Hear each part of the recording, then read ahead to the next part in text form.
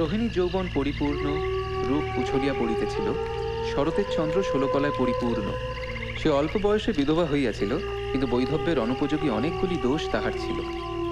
সে কালো পেরে ধুতি পরিত, হাতে চুড়ি পরিত, পানও বুঝি খাইত। এদিকে রন্ধনে সে দ্রৌপদী বিশেষ বলিলে হয়। ঝোল, অম্ল, চচ্চড়ি, সরসরি, ঘণ্ট, ডালনা ইত্যাদিতে সিদ্ধহস্ত। আবার আলেপনা, খয়েরের গহনা, ফুলের খেলনা, সূচের কাজে তুলনা রহিত। চুল বাঁধিতে, কন্যা সাজাইতে পাড়ার একমাত্র অবলম্বন। এবং এই সকল গুণাবলীর জন্য অবশেষে তাহাকে মরিতে হইল। তা বিধবা অশীলন করে বেড়াবে, ভগবান শাস্তি দেবেন না? ভগবান এত সহজে মৃত্যুদণ্ড দেয় না মা, হাকিম দেয়। বঙ্কিমবাবু হাকিম ছিলেন জানো তো। নভেল লিখলে ওরকম একটু সাজিয়ে লিখতে হয়। আমাদের মতো ছা পোষা একাদশী করা বিধবাদের নিয়ে গপ্প লিখলে আজকালকার ছেলেদের মন উঠবে? আজকালকার ছেলেদের মন এমনিতেই উঠবে না। বঙ্কিমচন্দ্রের একটা মেয়েও ইংরেজি জানে না।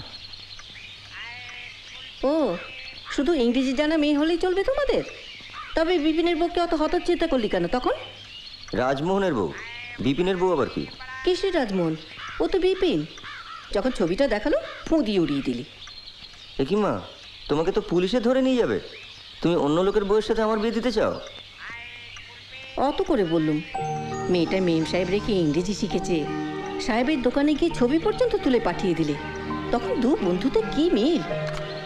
বেচারা, একটা বছরও গেল না, বিধবা হয়ে ফিরে এলো। এক্ষুনি তার আবার খোঁজ লাগাও বড় মা। আজকে কলেজে সে কি তক্ক! মহিন্দা গলা ফাটিয়ে প্রমাণ করে ছাড়লে বিয়ে যদি করতেই হয় বিধবাকেই করা উচিত। বাসনগুলো ফেরত নিয়ে এলাম গিন্নিমা। কেন? কাঁসারি পাড়ার দিকে যাওয়া যাচ্ছে না। ও, রাস্তায় লোক একেবারে ঠিক ঠিক করছে। ওই যে শিমলের নরেন দত্ত গো মারা গেছে। সে কি? কি? ওই যে গো তোমার বেলুর মঠের সাধু এমন দুধ দাঁড়িয়ে যাচ্ছে, সব পোল শুদ্ধ ভেঙে পড়ার জোগাড়। একটা ক্যারাঞ্চি গাড়িও যাচ্ছে না। ও মা, স্বামীজি এ তো সেদিনকার ছেলে গো। আহারে, কতটুকুই বা বয়স। এ তো মহাগুরু নিপাত। মাথাটা কামাবে নাকি বিহারি? আমি বাড়ি যাবো। বাসনগুলো তাহলে ভাড়ারে তুলে দি গিন্নিমা। কি বিহারি, এন্ড অফ সেলিবেসি?